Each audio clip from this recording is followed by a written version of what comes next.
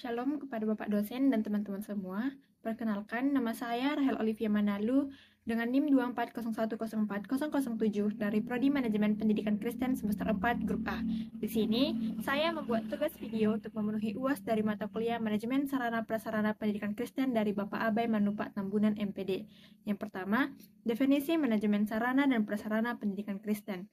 Manajemen sarana dan prasarana pendidikan Kristen adalah suatu proses pengelolaan, pengaturan, perencanaan, pendayagunaan, dan pengawasan terhadap seluruh fasilitas pendidikan yang digunakan dalam lembaga pendidikan Kristen agar tujuan pendidikan dapat tercapai secara efektif dan efisien. Manajemen sarana dan prasarana pendidikan Kristen juga berlandaskan nilai-nilai Alkitabiah, khususnya 2 Timotius 3 ayat 16, yang menekankan bahwa segala sesuatu yang diilhami Allah harus membawa manfaat untuk mengajar, memperbaiki kelakuan, dan mendidik dalam kebenaran. Karena itu, pengelolaan fasilitas pendidikan Kristen harus dilakukan dengan penuh tanggung jawab dan berorientasi pada pembentukan iman Kristen peserta didik. Yang kedua, bagian A, yaitu ruang lingkup perencanaan sarana dan prasarana pendidikan Kristen. Perencanaan merupakan tahap awal dalam manajemen sarana dan prasarana pendidikan Kristen.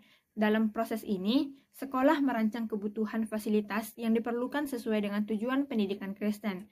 Perencanaan tidak hanya mempertimbangkan dana, tetapi juga manfaat edukatif dan kebutuhan peserta didik, yang dimana hal ini berkaitan dengan Amsal 24 ayat 6 yang berbunyi, "Karena dengan perencanaan, engkau dapat berperang, dan kemenangan tergantung pada penasihat yang banyak," yang dimana ayat tersebut menegaskan bahwa keberhasilan pendidikan membutuhkan perencanaan yang baik dan pertimbangan dari banyak pihak.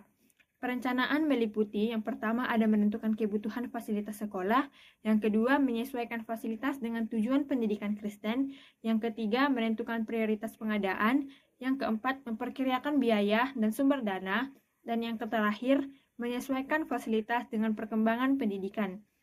Yang nomor 2 bagian B, yaitu ruang lingkup inventarisasi sarana dan prasarana pendidikan Kristen. Inventarisasi adalah kegiatan pencatatan atau pendaftaran seluruh barang milik sekolah secara tertib dan juga teratur. Inventarisasi dilakukan agar semua sarana dan prasarana dapat dikontrol dengan baik dari segi jumlah, kondisi, kualitas, maupun penggunaannya. Dalam pendidikan Kristen, inventarisasi sangat penting karena menunjukkan kualitas pengelolaan sekolah. Melalui inventarisasi, sekolah dapat mengetahui jumlah barang, jenis barang, kondisi barang, tahun pembelian, harga barang, dan juga status kepemilikan barang. Inventarisasi juga membantu sekolah menghindari kehilangan barang dan mempermudah pengawasan aset sekolah, yang dimana hal ini sesuai dengan Keluaran 22 ayat 9 yang menekankan pentingnya pendataan barang untuk menyelesaikan persoalan kepemilikan dan pertanggungjawaban secara adil. Yang kedua, bagian C, ada ruang lingkup pemeliharaan sarana dan prasarana pendidikan Kristen. Pemeliharaan sarana dan prasarana pendidikan Kristen bertujuan menjaga fasilitas sekolah agar tetap baik, aman, dan siap digunakan dalam proses pembelajaran. Semua warga sekolah, baik kepala sekolah, guru, tenaga kependidikan, maupun siswa, memiliki tanggung jawab untuk menjaga fasilitas sekolah. Pemeliharaan meliputi yang pertama ada membersihkan fasilitas sekolah, yang kedua memperbaiki fasilitas yang rusak, yang ketiga mengontrol kondisi barang secara berkala, yang keempat menjaga keamanan fasilitas, dan yang terakhir mengatur penggunaan fasilitas agar tidak cepat rusak, yang dimana hal ini berkaitan dengan Kejadian 32 ayat 16 yang menggambarkan pentingnya pembagian tanggung jawab dan pengawasan dalam menjaga barang yang dipercayakan. Yang ketiga ada definisi manajemen ruang kelas pendidikan Kristen SMP dan tujuannya berdasarkan pandangan Alkitabiah. Manajemen ruang kelas pendidikan Kristen SMP adalah proses pengaturan, pengelolaan, dan penataan ruang kelas agar tercipta suasana belajar yang nyaman, tertib, efektif, dan mendukung pembentukan karakter Kristiani peserta didik. Tujuan dari manajemen ruang kelas pendidikan Kristen antara lain yaitu yang pertama, menciptakan suasana belajar yang nyaman dan tertib.